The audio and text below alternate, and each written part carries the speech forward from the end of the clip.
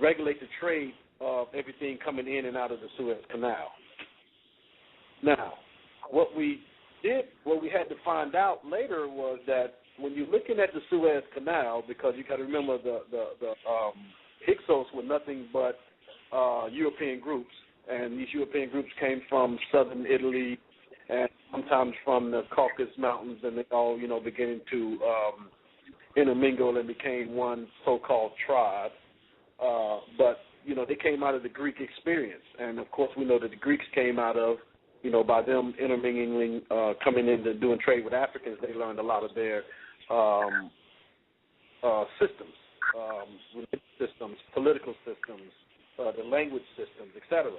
So we have to look at what was the Greeks' main operandus, and they used what? The zodiac. They used mythology, which we know that they got from the Africans. And when you look at the word Suez Canal, if you turn it backwards, you get the word Zeus. And Zeus, of course, was the main god.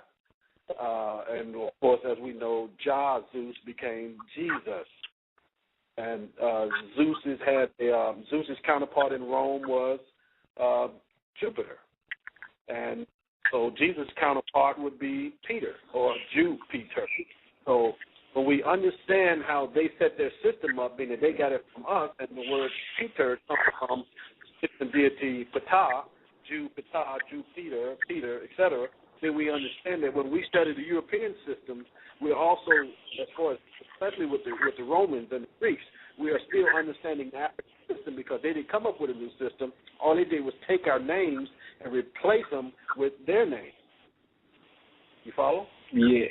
So I definitely follow. I'm sorry?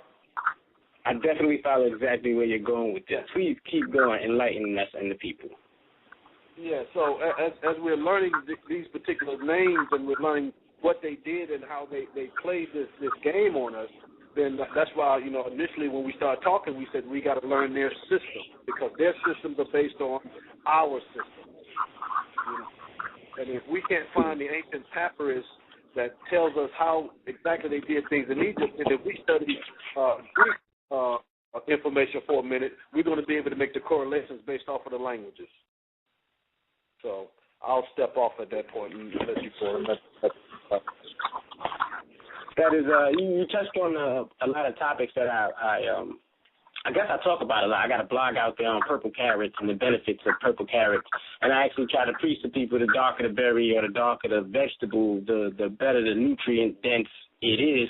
The more raw it is, the better nutrient dense it is. So that would affect your chakra system. I, for one, like to take cayenne peppers, or we all know that's the lowest chakra, but I'll eat purple grapes and berries. I'll try to get my green on. I'll even wear the colors to try to resonate that frequency, and I understand that a lot of that comes from African culture or mythology or whatever you want to call it. You touched on something that I also speak about as Egypt being the New York City of its time, and people need to understand that it was a multicultural place where people came from all over to inject their way of life or understanding in there, and that's how those libraries were formed. The knowledge was gained. Some of it probably moved to Timbuktu. We don't know. As of this day, the people, or I would say the forces of European ideology, were sent in there to destroy and take away the knowledge that was buried or hidden inside Timbuktu that's either written in Arabic or African tribal traditions. But you touched on something that's really becoming a pain in my side when I try to talk to certain people because they refer back to etymology when we're trying to speak in basic context. And I posted that question the other day. Is Ebonics a form of language, and can it be considered one? Because we speak it's so mixed, our language. It's just too many languages in one, but it is our language that we come to speak and then change. How can we break down the cycle of etymology and get it back to just core basic understanding and language? I think what Dr. York did was great. He gave us back something that we could claim as our own. And I've been trying to study the Nuwapian language. I just haven't had enough time. I wish I could really dive into it, but right now I just don't with this radio show and what I consider myself trying to do for the people, which is give a voice as much as I can. This radio station particularly gives a voice to independent rap artists. I have an arsenal of music here right now to play at any call, and I just want to know how can we start to benefit ourselves within the language? Should we create our own? Should we embrace Ebonics? I understand you guys are saying learn their system, but their system is beginning to break, as you said, and bling bling is in the dictionary. These things have an effect. Language has an effect on the psyche of a people. It's their culture, their way of differentiating themselves, and I believe that's probably what the pants under the butt thing is about, and that'll be over soon. But language is the core right now. So do you feel that we should start to embrace a different form of language, not Ebonics per se, but maybe start to really teach our children a different form of language, sort of like the Korean or the Mongolian or the Russian or the Slavic or the Italian? Should we start to do that as far as group economics is concerned? As far as group economics, definitely, because we have to trade with individuals. You know, they're trying to make English the trading language now, but, you know, as far as trading with other countries, it's best to learn the Chinese language right now. It's best to learn some of the more prosperous African languages right now. I know everybody's still focusing on Spanish and all that, but I don't know what we're going to get from, you know, the Spanish-speaking cultures. So I say focus on those languages that could give us some economic benefit right now.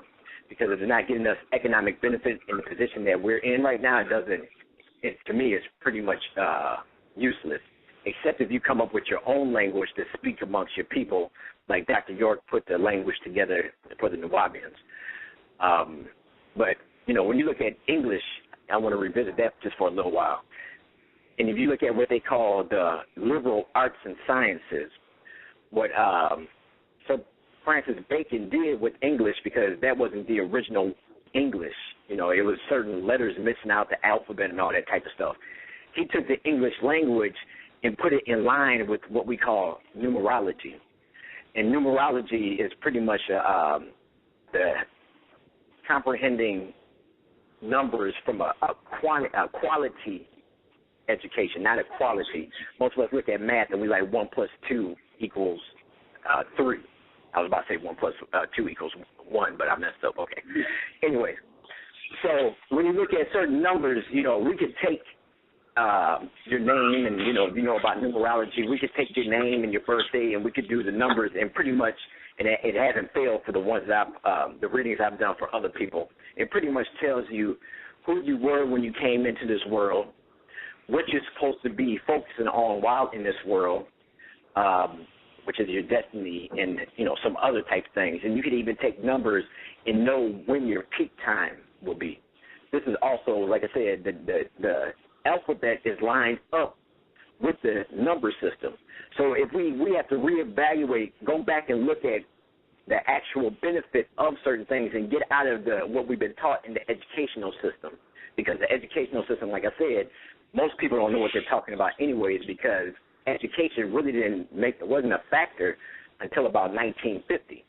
So before that, people didn't know how to read. So when you read books like Albert Pike's book, and he talks about worshiping Lucifer, like, you know, I made mention of our book, you know, people weren't reading anyway. They didn't comprehend that. So now the education system put a certain defining or definitions into our brain, right, and it's not the reality of what it was. For instance, if I take the word apology, most people say apology means to ask for forgiveness.